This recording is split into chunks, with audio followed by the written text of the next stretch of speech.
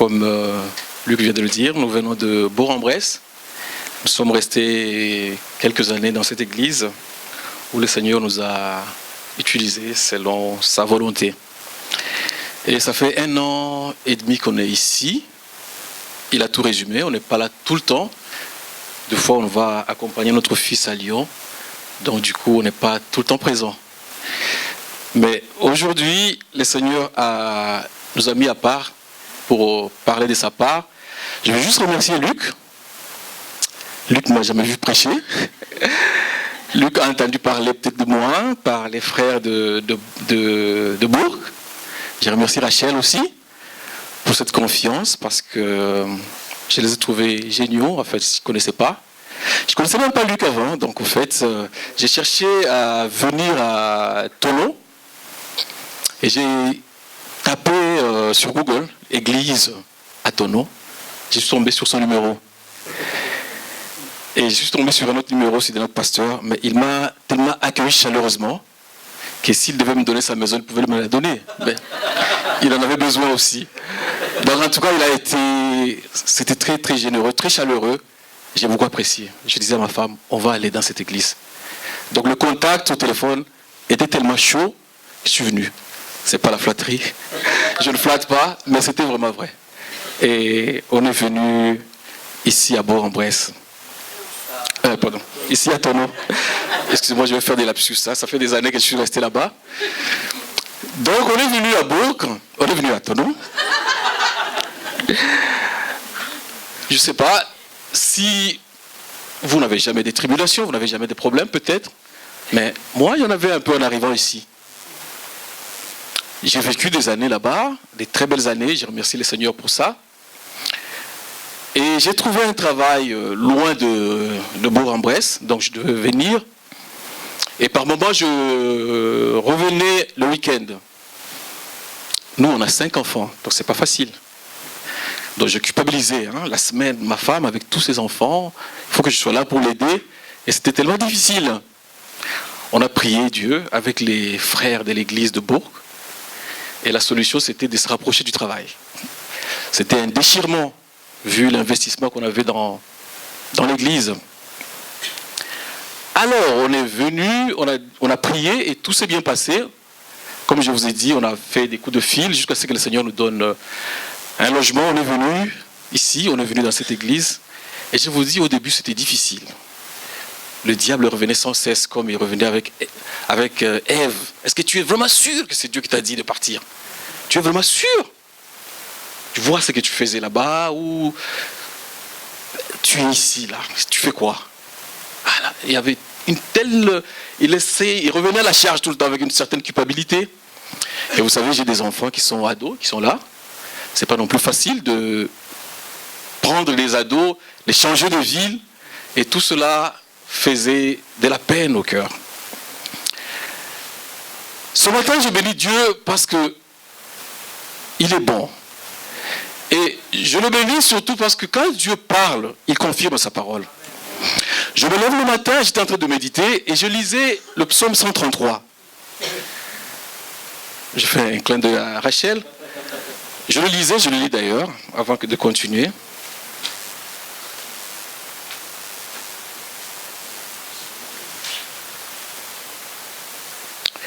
Voici qu'il est beau et agréable pour les frères d'habiter unis ensemble. Unis, j'insiste. C'est comme l'huile la meilleure qui, répandue sur la tête, descend sur la barbe d'Aaron, qui descend sur le bord de ses vêtements. C'est comme la rosée de l'Hermon qui descend sur les montagnes de Sion. Car c'est là que l'Éternel donne la bénédiction, la vie pour l'éternité. Parce que c'est là que l'Éternel donne la bénédiction, la vie pour l'éternité. Aujourd'hui, nous voulons célébrer la vie. Nous voulons aussi avoir la bénédiction. Je vous disais, je suis arrivé dans cette église avec ce fardeau de quitter Bourg et de venir ici. Un jour, j'ai dit, Seigneur, je m'ouvre à toi. Je m'ouvre à toi. Je venais à l'église. Ça me dérangeait tellement, je dis, je veux que tu me parles. Et je suis venu avec toute ma famille. Souvent, on est par là derrière. Et pendant la louange, on chantait. Subitement, il y a un chant qui m'a percuté. Et le chant disait, je me lève Je me lève en Christ ressuscité. Je me lève en Christ ressuscité. Et rassurez-vous, mes frères, ces chants, c'était comme si elles m'étaient destinées à moi. Alors je m'étais levé là, de là où j'étais. Je commençais à crier à tue-tête. Je me lève, je ne me laisserai pas entraîner par tout cela. Je sais, Seigneur, que tu es là. Je me lève ce matin. Je me lève, je me lève. Je ne connais pas toutes les paroles. J'ai demandé à ma fille. Elle a oublié de me le donner. Mais je l'ai écouté en anglais hier. Je l'ai écouté en anglais hier. Je me lève. Et si je dois résumer ce que je dois dire ce matin, c'est que je me lève. Je me lève sur la maladie. Je me lève sur les soucis. Je me lève sur le rejet. Je me lève sur tout ce qui me retient aujourd'hui. Je veux me lever. Parce que Christ n'est plus dans la tombe. Christ est ressuscité. Et je vous rassure, ce jour-là, je suis rentré chez moi, j'étais plein de joie. Dommage que je ne suis pas là tout le temps à l'église, mais je sais que celui en qui je crus n'est pas dans la tombe. Il est vivant. Et parce que lui vit, je vis avec lui. Le texte que j'ai choisi, ce qui est bon avec Dieu, c'est que il confirme tout ce que vous mettez dans votre cœur. Aujourd'hui, je voulais parler de la résurrection. Et Luc prend la parole, il parle de Luc. C'est de Luc chapitre 24 mais ce n'est pas ce texte que je voulais prendre. Je vais prendre un autre texte. C'est Jésus avec les disciples d'Emmaüs. Ce matin, je vais parler à un cœur ce matin. Je ne sais pas ce qu'il y a, s'il y a du chagrin, s'il y a du souci, s'il y a des problèmes. Ah, j'aime bien le Dieu, le Seigneur. Il dit, même si l'océan monte, je regarde à toi. Même si l'océan gronde, je regarde à toi.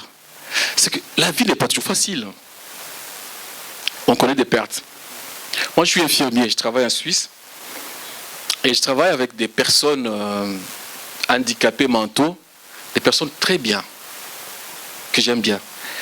Et je vous dis, des fois, par moment, on a des circonstances dans la vie où on a vraiment besoin du Seigneur. Et mercredi dernier, un de mes collègues infirmiers est allé faire un soin. Il entre dans une chambre d'un jeune homme qu'on aime bien. Il arrive, il appelle le prénom, parce que normalement ce jeune homme devait venir vers nous, mais il n'était pas venu, donc il est allé le voir. Il frappe à la porte et la personne ne l'ouvre pas. Il va demander aux éducateurs à côté, mais lui il ronfle tout le temps, il dort. Alors il insiste, il va ouvrir la porte, il trouve la personne endormi. Il appelle une fois. Il appelle une deuxième fois. Il appelle une troisième fois. La personne ne se réveille pas. Il s'approche. Il me dit c'était l'horreur. Parce que c'est cette personne, je vous dis, qu'on aime bien ce garçon. Il trouve le corps froid. Et il se dit, mais qu'est-ce qui se passe? Il essaie de le pousser. Et les membres étaient rigides. Il appelle les éducatrices, il dit, mais qu'est-ce qui ne va pas? On va voir. Donc, la personne n'avait plus la vie. Et je vous dis, ça nous a tellement chagrinés qu'il y a des circonstances dans la vie où le cœur saigne, où le cœur pleure et où on a vraiment besoin du Seigneur. Peut-être pour vous, votre vie, elle est tellement linéaire. Tout marche bien, mais pas pour toutes les personnes. Et ce matin, je veux parler à ce cœur qui par moments saigne, qui par moments pleure, que Jésus est là et que Jésus est vivant. Quelles que soient les circonstances de la vie, quel que soit par où tu traverses aujourd'hui, je veux juste te garantir une chose, que le Seigneur n'est plus dans la tombe. On voit l'exaltation de la mort, dans les médias, on voit l'exaltation de la mort partout, l'horreur dans les ciné, partout. Mais aujourd'hui, nous voulons parler de celui qui a la vie, pas de celui qui a la mort. On apprend à nos petits-enfants, à tout petits, dans les jeux vidéo, dans les télés, à exalter la mort. Mais ce matin, nous voulons exalter la vie. Parce que celui en qui nous avons cru n'est plus dans la tombe. Ce frère est venu nous dire que ce garçon est mort. On était chagrinés. Et Dieu m'a conduit sur ce passage où, deux fois dans notre marche avec Dieu, les choses peuvent être lourdes. Des fois, ce n'est pas la joie tout le temps. Des fois, ce n'est pas la gaieté tout le temps. Mais le Seigneur est là pour nous aider. Nous voulons parler de Christ dans la victoire. Parce que Luc dit, nous sommes déjà dans la victoire. Donc notre position de départ, c'est que Christ a vaincu. Les circonstances ne peuvent pas nous distraire. Alléluia. Alors, je commence ce texte. Je vais commencer par le verset 13 de Luc 24.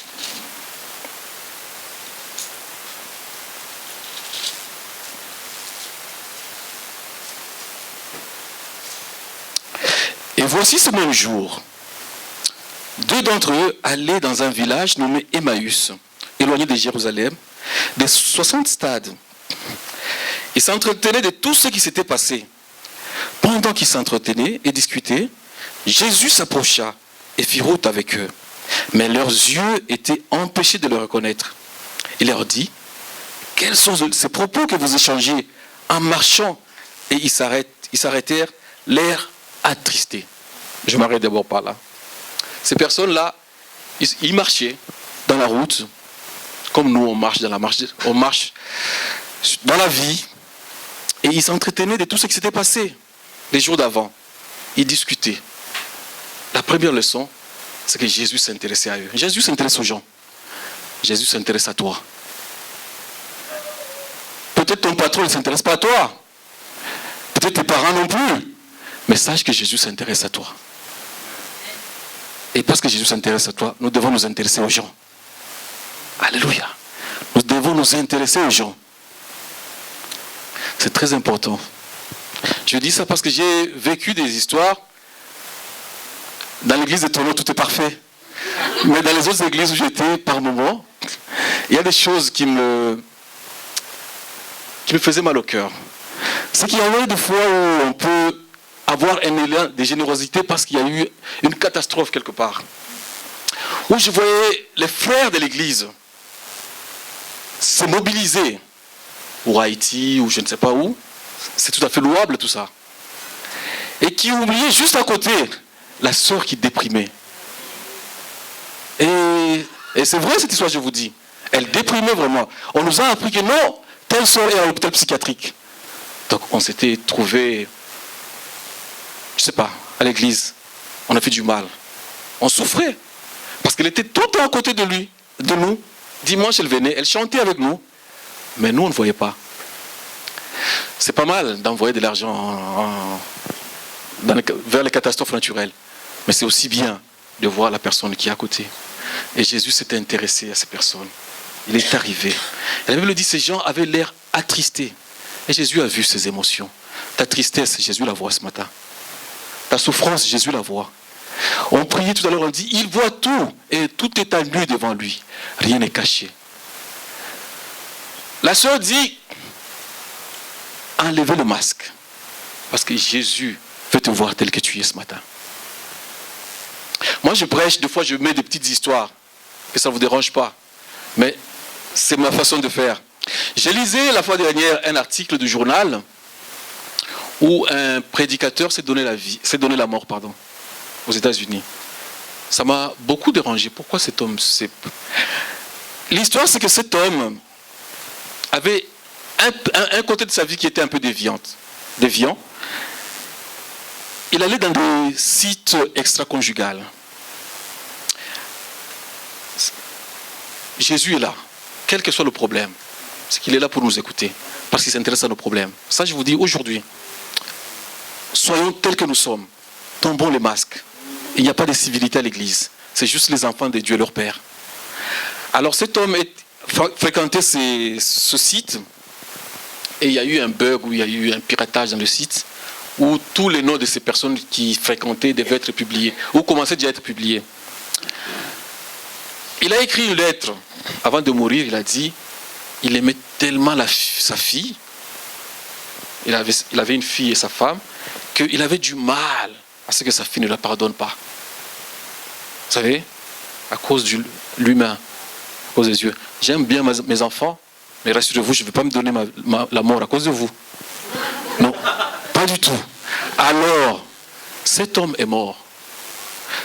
Là, j'insiste pourquoi? Parce que le Seigneur est à l'écoute ce matin. Il s'intéresse à chacun d'entre nous. Et il veut l'homme intérieur, le vrai. Pas la personne qui porte le masque de dimanche, mais la personne la vraie. C'est pourquoi je parle de la souffrance ce matin. Parce que quand je parle de la souffrance, parce que cette semaine, je l'ai vécue. Et ça m'a rappelé beaucoup de souffrances que j'ai vues dans ma vie. C'est que par moments, il faut être juste sincère avec le Seigneur. Alors il s'approche de ces personnes, il dit, ils avaient l'air attristés. On va continuer. L'un d'eux nommé Clopas lui répondit, es-tu le seul qui séjourne à Jérusalem et ne sache pas ce qui s'est produit ces jours-ci? Es-tu le seul dans cette église ne pas savoir mon problème? Vous savez, quand on a un problème, le diable le gonfle tellement. On a l'impression que tout le monde doit le voir. Es-tu le seul à Jérusalem ne pas savoir ce qui s'est passé? Alors Jésus dit, moi j'aime bien cette phrase. Quoi? Quoi? Ce matin. C'est quoi ton problème? C'est quoi qui t'attriste? C'est quoi ton souci? C'est quoi? C'est quoi? Qu'est-ce qu'il y a? Qu'est-ce qu'il y a? Jésus savait, il sait. Je ne sais pas qu'elle sera priée par ici, c'est par là. Elle a dit, tout est à nu devant lui. Et j'ai beaucoup aimé cette prière. Tout est à nu devant lui. Mais il te demande ce matin, c'est quoi ton problème? Qu'est-ce qu'il y a? Tu as l'air attristé, qu'est-ce qu'il y a? Alors il commença à dire ce qui s'est produit au sujet de Jésus de Nazareth, qui était prophète puissant en œuvre, en parole, devant Dieu et devant tout le peuple. Ah, j'aime beaucoup. Jésus de Nazareth, prophète puissant devant Dieu et devant le peuple. Alors je me remémore la vie de ces personnes-là. C'est Jésus de Nazareth qui était puissant. Je ne sais pas s'ils l'ont vécu avant, pendant les 3 ans. Je ne sais pas quand est-ce qu'ils sont entrés dans le train. Mais je pense que ces gens ont vécu 3 belles années de leur vie, comme on le dit actuellement. Ces gens ont vu l'eau changer en vin. Ça les a surpris. Ces gens ont vu les paralytiques marcher. Il était puissant en œuvre. Ces gens ont vu les morts ressuscités. Ils ont vu la compassion de ces gens qui étaient affamés, à qui on a donné à manger. Mais c'était fabuleux. Il était fort en parole. Aucun pharisien n'était né devant lui. Il parlait avec autorité. Et c'était surprenant de vivre aux côtés de cette personne. Ils ont vécu avec lui pendant des années. Et je vous assure que c'est une déchirure. Je comprends pourquoi ces gens étaient attristés. Et comment nos principaux sacrificateurs et nos chefs l'ont livré pour être condamné à mort et l'ont crucifié. Ils ont marché avec lui. Ils ont vu ces miracles. Et un jour, dans les jardins de Gethsemane, ils l'ont vu prier. La Bible dit qu'il priait tellement que sa sueur devenait comme des grumeaux de sang. Et soudainement, ils ont vu une cohorte des gens qui sont venus, avec des flambeaux, en criant. Ils ont vu cet homme prendre, frapper, humilier, huer. Je comprends pourquoi ils étaient attristés. Ils ont vu ces gens le prendre, aller avec lui, le juger, l'humilier, cracher. Ils ont cheminé. Je ne sais pas où il s'est trouvé à ce moment-là.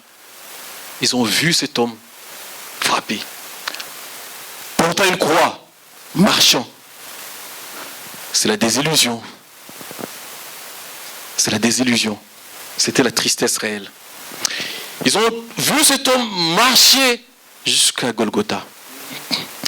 Ils ont vu cet homme s'étaler sur du bois. Ils ont vu les soldats romains enfoncer les clous. Alléluia. Ils ont vu cet homme élevé de la croix avec des couronnes d'épines. Ils ont vu les gens autour se moquer. Pour eux, c'était la fin de l'histoire. Ils ont vu cet autre soldat romain enfoncer la lance dans les côtes. Et je vous assure, ils l'ont mis à moitié nu. Imagine-toi, imaginez-vous. Un jeune homme à peu près d'une trentaine d'années devant sa mère, ses frères. C'était quelle humiliation, quelle honte. Et dire que cet homme allait de lieu en lieu, faisant du bien, guérissant les malades. La Bible le dit. Et là, il s'est trouvé comme un vulgaire voleur. Es-tu le seul à Jérusalem à ne pas savoir ce qui s'est passé à propos de Jésus? Ce prophète puissant en œuvre et en parole. Je comprends. Je comprends. Et nous espérions que c'est lui qui viendrait délivrer Jérusalem. Et regardez, ça fait 3 jours que ces choses sont passées. 3 jours, il n'y a plus d'espoir. Il avait tellement une parole puissante que nous espérions que c'est lui qui va nous libérer des Romains. Je ne sais pas pour toi, peut-être tu es là. Ça fait 6 mois que tu t'es engagé dans cette histoire, mais la maladie ne passe pas. J'ai beaucoup prié le Seigneur pour que je trouve un mari ou une femme. Mais ça fait des années que je suis marié, mais je ne suis pas heureux. Qu'est-ce qui se passe? J'ai beaucoup prié le Seigneur pour avoir un travail. Mais il n'y a que souffrance. Ça fait autant de temps que ça se passe. Mais tu es où, Seigneur? Tu es où? Mais ça fait 3 jours que nous avons espéré. Voilà. Il n'y a plus d'espoir. Alors la Bible dit, il est vrai que quelques femmes d'entre nous nous ont fort étonnés. Elles sont rendues d'un beau matin au tombeau. Et n'ayant pas trouvé son corps, elles sont venues dire, les anges leur sont apparus et ont déclaré qu'il est vivant. Apparemment, certaines femmes, une parenthèse, là nous vivons dans une société très patriarcale. C'est l'homme. Et là, on nous dit, les femmes nous ont dit certaines choses. À prendre avec des pincettes. Je vous dis ça pourquoi? Parce que par moments dans l'église, on commence à hiérarchiser la parole de Dieu. Moi, je crois que Dieu peut me parler à travers cette fille dans l'église. Je crois que Dieu me parlait par n'importe qui dans l'église. Alléluia. Parce que, qu'est-ce qui se passe à l'église actuelle? C'est que les gens accordent une certaine importance à l'aura du prédicateur.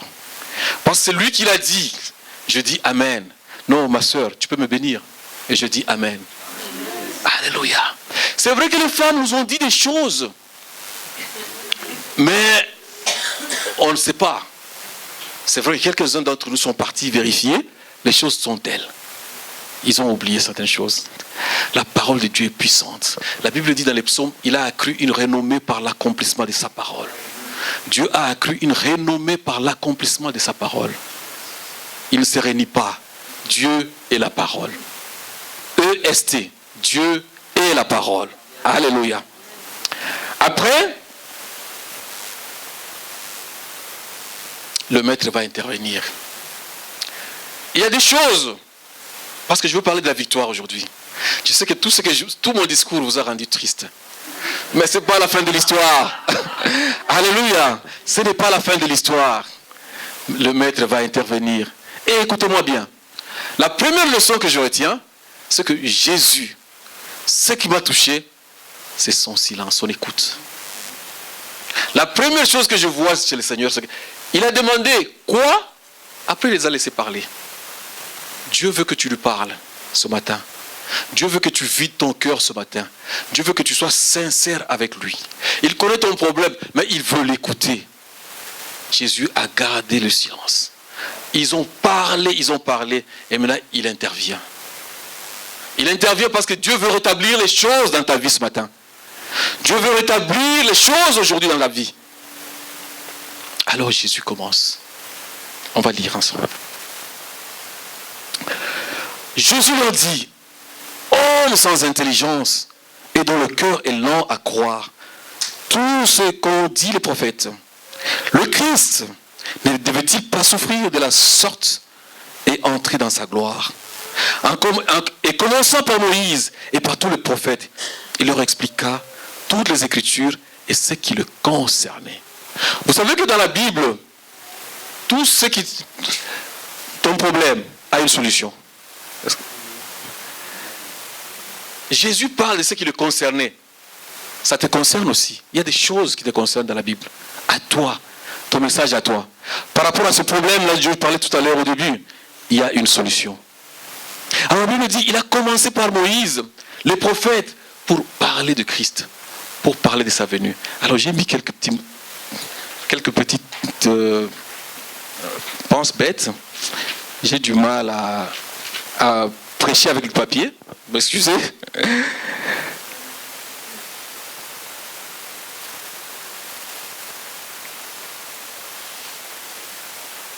Oui. Je voulais parler de la parole de Dieu. Je voulais parler du rétablissement dans la victoire. Après l'épisode de la tristesse, je voulais parler de l'intimité avec Dieu. Alors, aujourd'hui, j'ai rencontré une personne il n'y a pas longtemps qui donne des révélations. Et je pose il donne des prophéties. Dieu m'a dit ça, Dieu m'a dit ça. Excusez-moi, moi quand quelqu'un me dit des choses, j'aime bien confronter cela comme des Béréens. J'aime bien confronter ça à la parole de Dieu. Comment quelqu'un peut me dire les choses de la part de Dieu sans que ça ait un appui sur la parole de Dieu? Donc c'est faux. Alors Jésus, pour rétablir les choses dans la vie de ces gens, il a commencé par la parole de Dieu. C'est la parole de Dieu qui va te rétablir dans ce dont tu as perdu. C'est la parole de Dieu qui va mettre le pansement dans la douleur qui est dans ton cœur. C'est la parole de Dieu qui va essuyer les larmes de tes yeux. Et c'est la parole de Dieu qui va redonner la joie qui est perdue. C'est la parole de Dieu qui va redonner la paix que tu as perdue. Et il a commencé de Moïse jusqu'à l'Apocalypse, jusqu'au prophète, pour parler de ce qui le concernait. Et ce matin, il y a un dimanche, j'étais venu, je crois le dimanche dernier, il y a le frère Dominique qui prêchait, je crois, et je crois que c'est sa femme qui a donné une parole. Il a parlé de Psaume 119. Attendez, on va lire. Je préfère lire les choses telles qu'elles sont, pas les réciter à ma façon.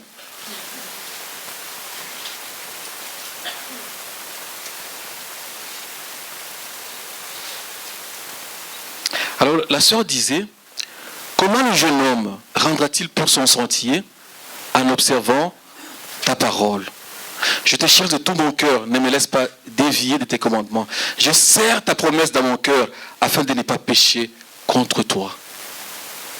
Afin de ne pas pécher contre toi. Donc c'est la parole de Dieu qui nous guérit. C'est la parole de Dieu qui nous donne la solution. Moi je suis très triste par rapport à l'histoire dont je vous ai parlé tout à l'heure, de cet homme de Dieu. Je pense qu'il a eu cette écriture tout le long dans sa vie. Il a compris que toute solution est dans cette parole. Mais il a laissé le diable le tromper pour se donner la mort. Il n'y a aucun autre honneur que Jésus-Christ. L'honneur appartient à notre Dieu. La gloire appartient à notre Dieu. La Bible dit l'homme n'est que l'herbe. Sa gloire est une fleur. L'herbe sèche. Mais la parole de Dieu subsiste éternellement. Et cette parole, c'est une parole de vie. Ce matin, si tu dois oublier quelque chose, retiens une chose. La victoire est dans la parole de Dieu. Tout est dans la parole de Dieu. Alléluia. Gloire soit rendue au Seigneur. Gloire soit rendue au Seigneur. Est-ce que vous êtes d'accord avec moi? Est-ce que vous êtes d'accord avec moi? Quand je suis triste, c'est la parole de Dieu qui me réconforte. Quand je suis dans la joie, c'est la parole de Dieu qui me réconforte. Quand je suis dans tous les états, c'est la parole de Dieu qui me réconforte. Aucune émotion, aucune autre chose ne peut m'éloigner de la parole de Dieu. J'ai vécu des choses difficiles dans ma vie. Si ce n'est la parole de Dieu, je serais perdu. Je rends grâce à Dieu. Je ne veux pas faire mon témoignage ce matin. Je ne veux pas parler de moi. Mais je vous dis une chose. La parole de Dieu, c'est notre victoire.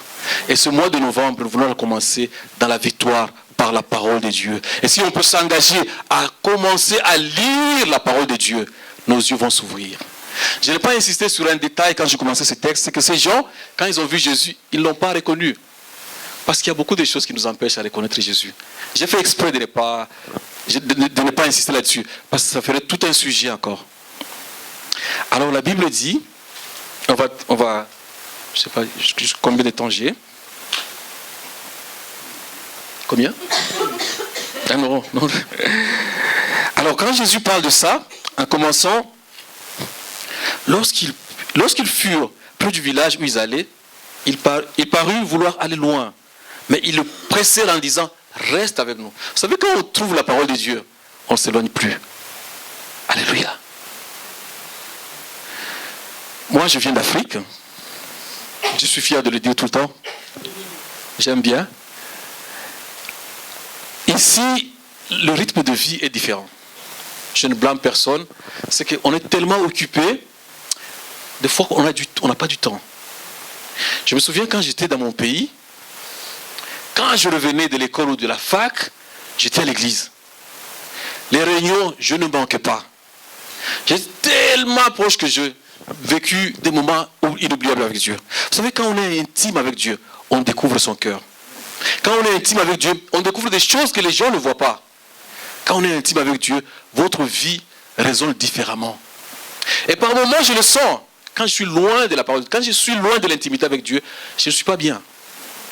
C'est pourquoi je vous invite, mes frères et sœurs, à cultiver cette intimité avec Dieu. C'est comme un couple, on se partage les secrets parce qu'on est proche. Avec Dieu, on se partage les secrets parce qu'on est proche. Jésus est venu, Jésus s'approche. La Bible dit dans Sophonie 3,17, l'Éternel est au milieu de nous, comme un héros qui sauve. Jésus n'est pas loin. Vous avez vu ces disciples qui marchaient, Jésus est venu au milieu d'eux. Ce matin, Jésus veut être au milieu. Il veut partager son intimité avec toi. Il veut te donner le secret qu'il a. Et la victoire commencera par la parole de Dieu. Et comme ils voulaient aller plus loin, ils l'ont retenu. Ils disent non, tu as dit tellement de choses intéressantes que nous voulons rester avec toi. Je vais conclure un peu. Ils sont entrés dans la maison. Et quand ils sont entrés dans la maison, deux choses. Pendant qu'il était à table avec eux, il prit le pain. Il dit la bénédiction, puis il romput, il leur donna. Alors leurs yeux s'ouvrirent. Les yeux s'ouvrirent, ces gens. On commence déjà par là. Nos yeux sont des fois obstrués par le péché. Nos yeux sont souvent obstrués par nos émotions. Attendez.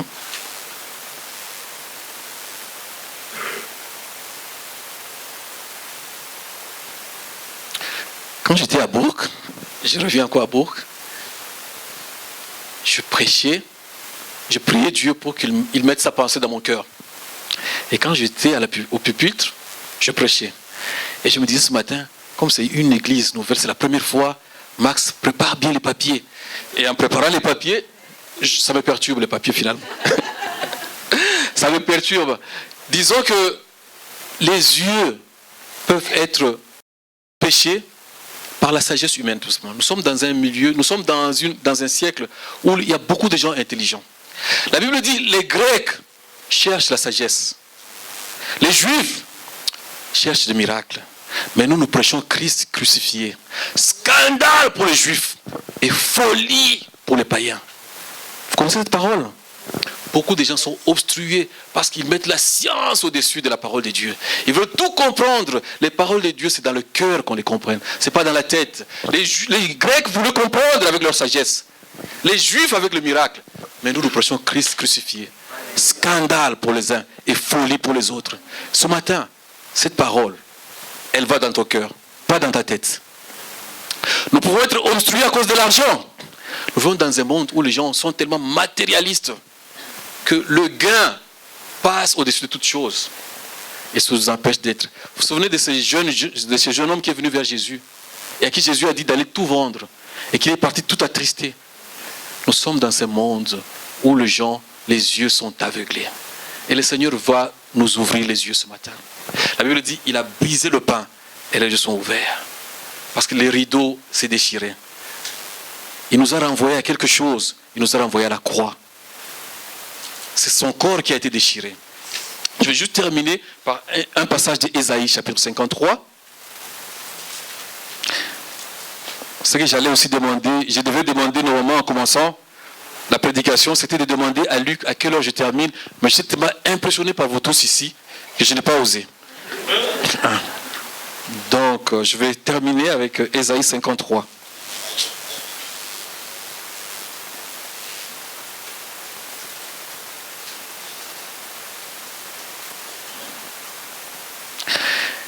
Il a dit plus haut, en commençant par Moïse et le prophète, il a parlé de ce qui les concernait.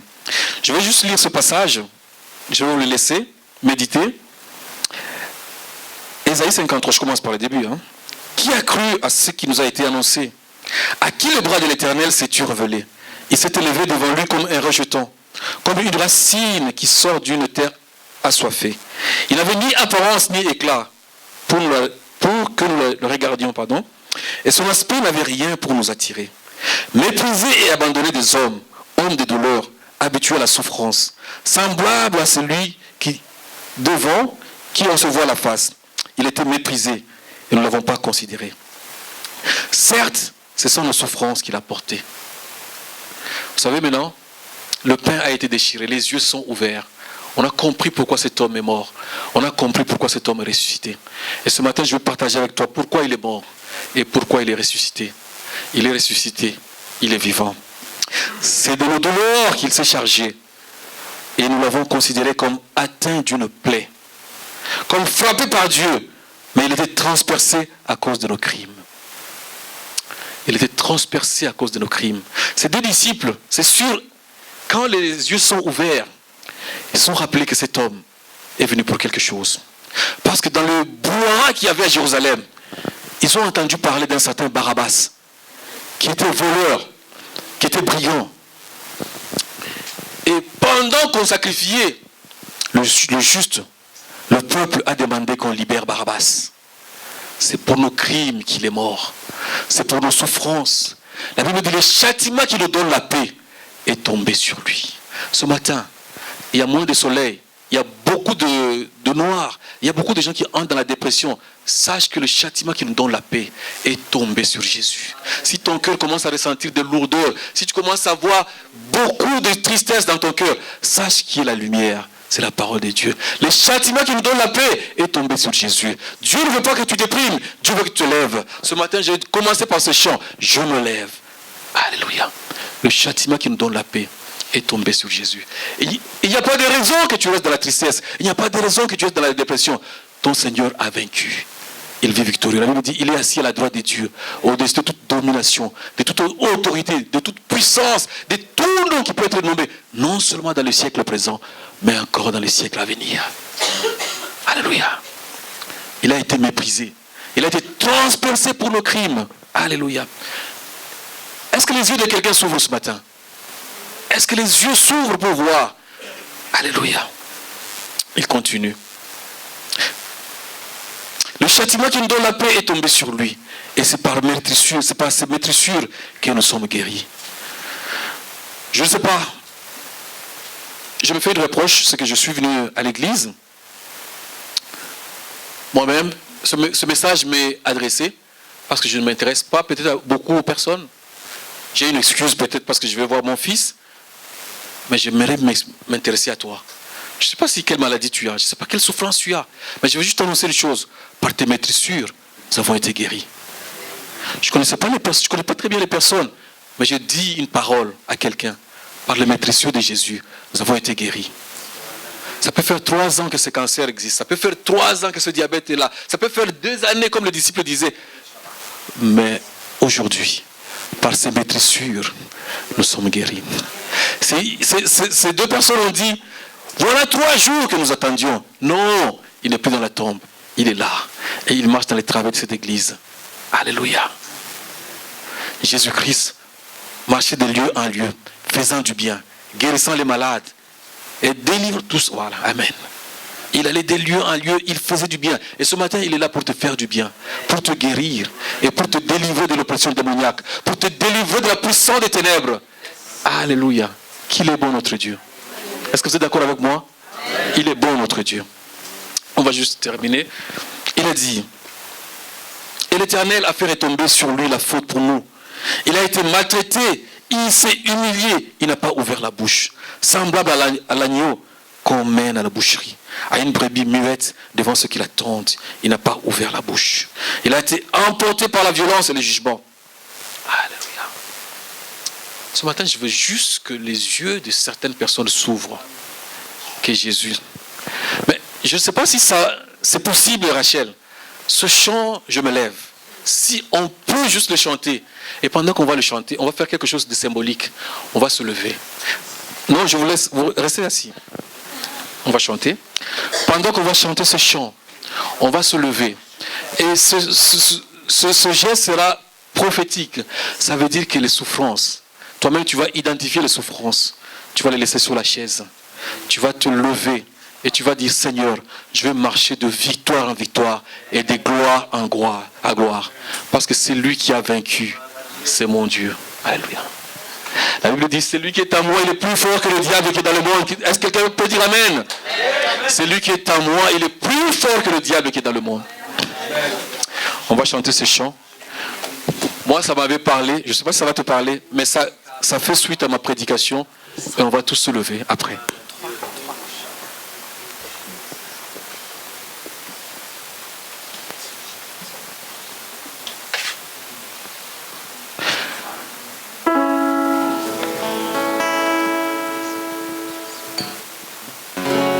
On peut se lever maintenant dans la foi. On se lève dans la foi au nom de Jésus. On se lève dans la foi. On va chanter cette chanson avec joie. On va chanter cette chanson avec puissance.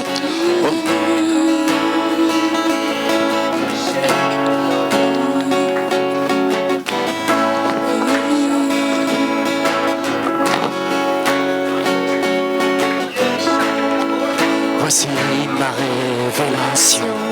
Jésus-Christ crucifié.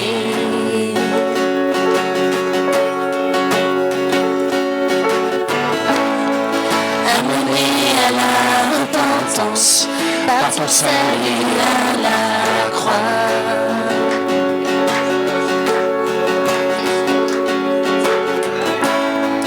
Et me voici acquitté, mes péchés pardonnés.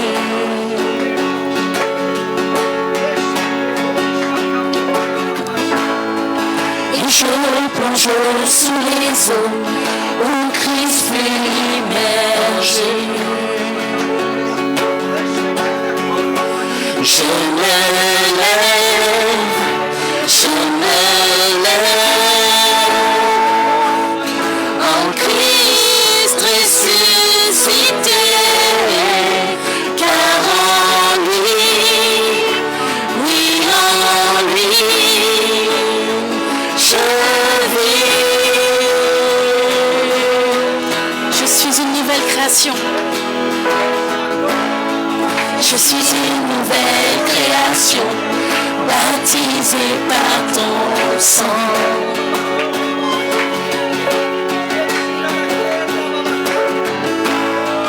Rendu juste par la foi, aucune condamnation. Alléluia, je me lève. Je me lève, je me lève, en Christ ressuscité, car en lui, oui en lui, je vis. Je me lève, je me lève, je me lève,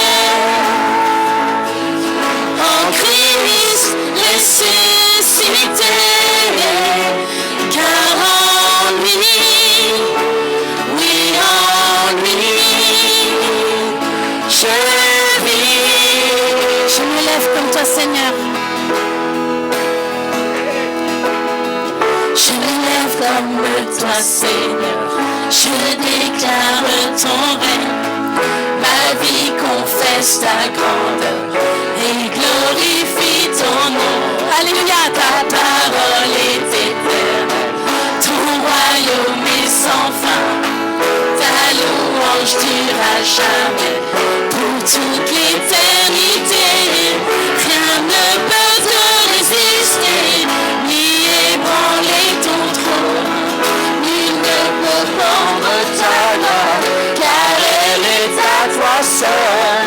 Je vis pour louer ton nom, je vis pour témoigner. J'étais mort dans mes péchés, mais je me lève, je me lève, en Christ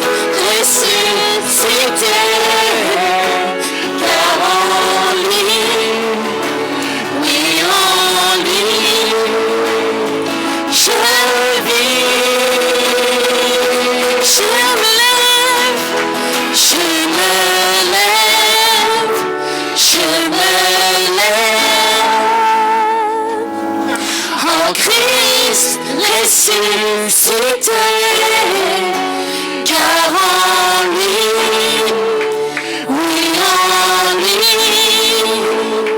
je vis,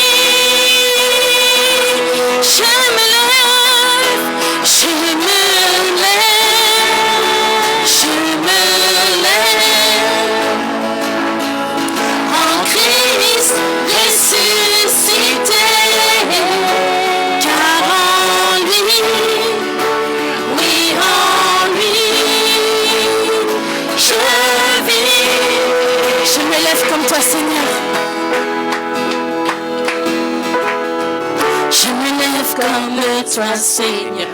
Je déclare ton règne. Ma vie confesse ta grandeur et glorifie ton nom.